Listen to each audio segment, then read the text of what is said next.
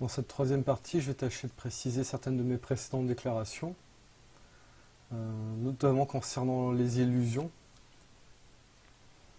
Alors je vais d'abord donner la liste d'un certain nombre de films intéressants qui font réfléchir sur le fait que nous soyons soit dans une simulation ici, soit que nos sens sont trompeurs, dans le sens où les informations qui sont transmises à notre conscience via nos organes des sens et notre cerveau sont des informations qui sont codées d'une certaine façon. Je donnerai la liste de films après, je vais commencer là-dessus. Codées d'une certaine façon parce que nos yeux physiques ne voient pas la totalité des ondes. On n'est vraiment que sur une partie. L'image que nous renvoient nos yeux, en fait, c'est une image inversée de ce que captent nos yeux ici. C'est-à-dire que nos yeux ici captent une image inversée, et dans le cerveau, c'est réinversé pour nous le remettre à l'endroit. Autre chose, il y a une zone aveugle au niveau de notre vision. Donc, je crois que ça se situe plus ou moins ici. Nos yeux, en fait, l'angle de vision fait qu'il y a un endroit où il y a un angle mort. Pour ainsi dire, personne n'a conscience de cet angle mort. On a l'impression qu'on voit partout. C'est une image mentale qui est retranscrite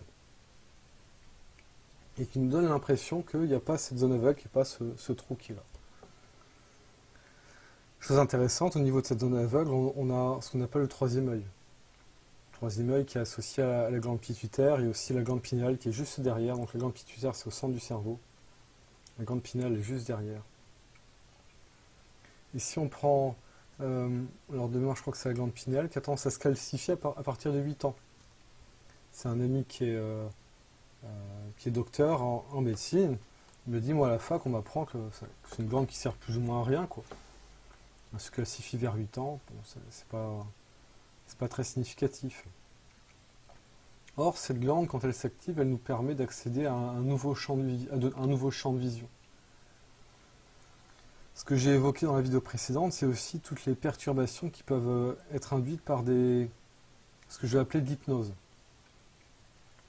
On peut faire croire à quelqu'un que quelque chose est là alors qu'il n'est pas là, et on peut faire croire à quelqu'un que quelque chose n'est pas là alors que la chose est là. Et ça, c'est de l'hypnose ponctuelle. C'est notre génétique qui détermine comment fonctionne notre corps. Notamment comment sont polarisés nos organes des sens. L'absence de preuve n'est pas preuve de l'absence. Si un jour on découvre qu'on a été programmé pour voir les choses d'une certaine façon, on aura l'indication qu'on avait été dans l'illusion pendant un certain temps. Ce qui n'est pas forcément le cas. Dans la partie précédente, je faisais un petit peu un exemple rhétorique par rapport à la courbure de la Terre observée au niveau de la mer. A priori, c'est vraiment courbe. Mais par rapport aux effets d'optique, on peut se poser la question. On peut se poser la question, dans quelle mesure nous n'avons pas été conditionnés à croire que c'est comme ça, et que de percevoir avec nos yeux physiques que ce ne serait pas le cas, ça entraînerait de la dissonance cognitive, qui ferait que notre cerveau nous ferait croire qu'il y a une courbure alors qu'il n'y en a pas, pour pouvoir rester sain d'esprit. C'est un petit peu le même phénomène que quand vous voyez une ombre qui ressemble à quelqu'un la nuit, ou qu'il y a une feuille qui ressemble vraiment à une souris. Notre cerveau va avoir tendance à nous dire non, c'est pas une feuille, c'est une souris, et c'est pas juste une ombre qui ressemble à un être humain, c'est vraiment un être humain. Et là, on va vérifier, et à des moments, on va voir qu'effectivement c'était un être humain ou une souris, et des moments, ce n'était pas le cas. Un exemple aussi que je trouve très très intéressant, donc là, je vais parler de cas concrets de choses que j'ai expérimentées ces 20 dernières années. J'ai eu l'occasion d'avoir une expansion de conscience où ma vision était modifiée. Elle était modifiée au point où quand je regardais ma main, je voyais les atomes vibrer. Et donc en fait, ici, on a une image on croit que c'est figé, notre matière.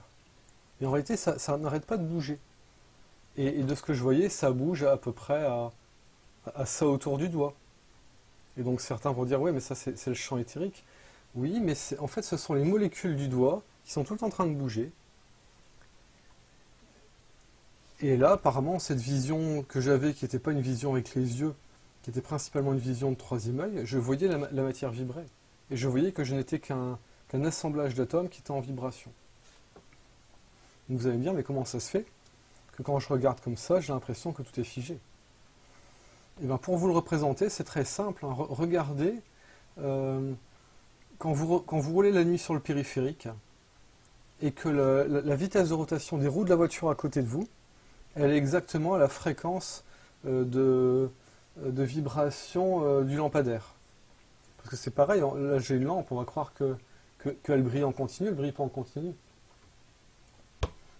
C'est un certain nombre de fréquences par seconde, et juste on ne voit pas la différence. Tout comme quand on va regarder un film, par exemple, je crois que c'est au-delà de 24 images par seconde, on a l'impression que c'est en continu, alors que ce ne sont que des choses saccadées. Donc je reviens sur ces roues de voitures qui tournent et qui vont à la même vitesse que le lampadaire, et ben on a l'impression que les roues sont immobiles. Donc là on voit que c'est immobile, mais en fait c'est pas immobile, c'est 60 tours, un multiple de la fréquence en question.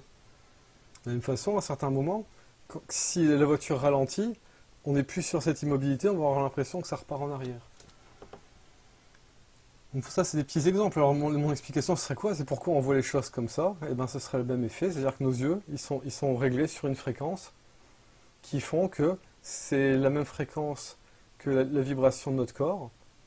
Alors peut-être justement parce que les yeux vibrent aussi à la même fréquence, donc on ne voit pas la différence. On croit que c'est figé alors que c'est tout le temps en train de bouger, ce ne sont que des molécules qui sont en train de bouger. Molécules atomes qui sont en train de bouger. Alors un autre exemple de comment en fait on peut avoir des difficultés à voir ce qui est. Donc là ça me passe comme ça, hein. C'est toujours la même chose avec la dissonance cognitive. Je dis ça parce que j'avais pas prévu d'en parler dans la vidéo, mais là ça me vient. C'est toujours flagrant de voir par exemple une personne qui a une problématique d'alcoolisme dans une famille, et de voir que toutes les personnes autour disent non, il n'y a pas de problématique d'alcoolisme, alors que c'est complètement évident. C'est-à-dire que c'est sous leurs yeux et les personnes ne le voient pas. Et ça, il y a énormément de choses dans la société, c'est sous nos yeux. On ne les voit pas souvent parce qu'on ne veut pas les voir. Donc là, l'exemple de perception troublante que j'ai pu avoir, c'était vers... je crois que c'était vers 2011. 2011, ouais, ça devait être... J'ai envie de dire été 2011. À l'époque, j'habitais dans le nord près de Lille. Et je rentre chez moi. Le ciel est dégagé. Le ciel est dégagé. Avant de rentrer, je regarde un petit peu les étoiles, je regarde un petit peu autour de moi. Bon, il y avait des sapins assez hauts, à, je sais pas, une trentaine de mètres de la maison. Et donc je regarde.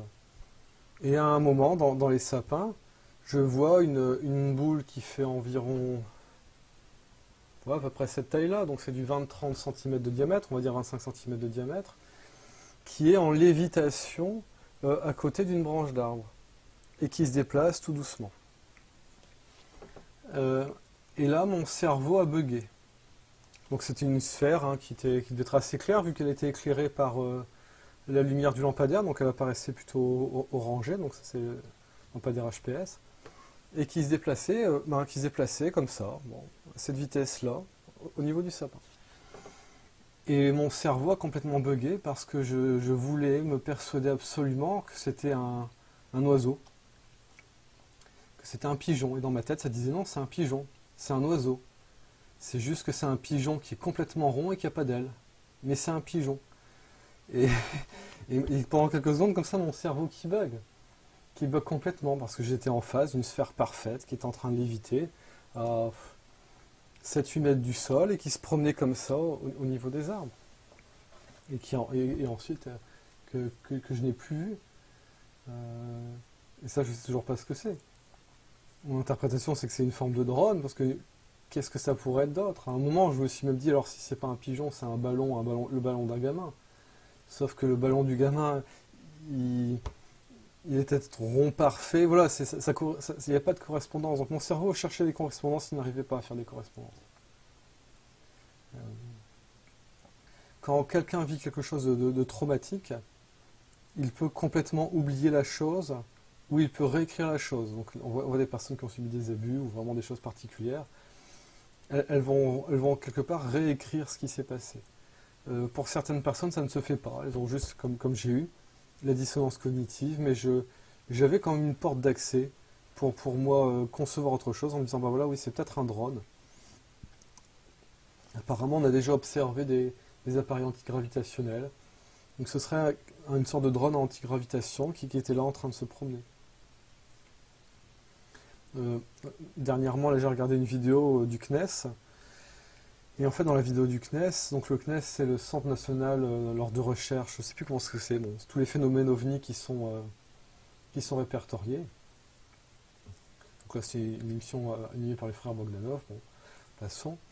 Et en fait, il y a un moment, un témoignage recueilli par la gendarmerie de deux personnes qui vont voir on va dire un objet volant non identifié qui faisait environ 5 mètres de diamètre, voilà, qui est en géostationnaire. Donc la mère et la fille qui voient ça, complètement choquées. Voilà, 20 ans après, ils s'en souviennent toujours. Donc là, elles étaient l'une l'autre et elles ont pu se confirmer qu'elles voyaient la même chose. Et leur témoignage a été pris très au sérieux, parce que quand les gendarmes ont auditionné, ils ont bien vu qu'il n'y avait pas de...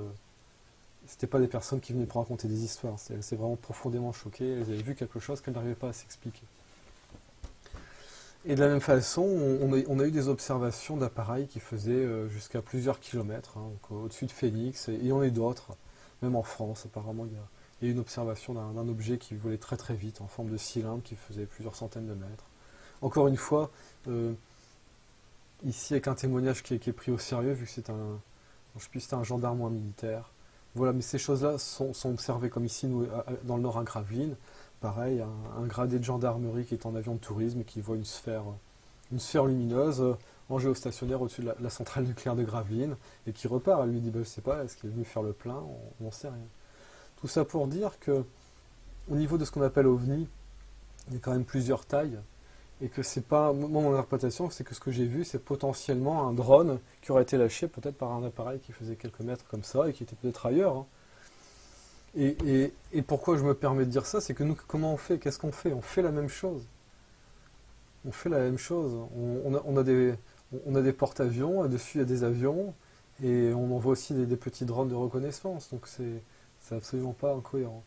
Mais là, je voulais en parler parce que vraiment, c'est de dire, voilà, mon cerveau a bugué, et peut-être que si je n'avais pas eu d'éléments pour me raccrocher en disant, mais non, j'ai une nouvelle explication sur ce que ça peut être, j'aurais complètement zappé, j'aurais dit, voilà, c'était un canard. J'ai vu un canard voler, un pigeon, enfin l'histoire, aucune importance, quoi.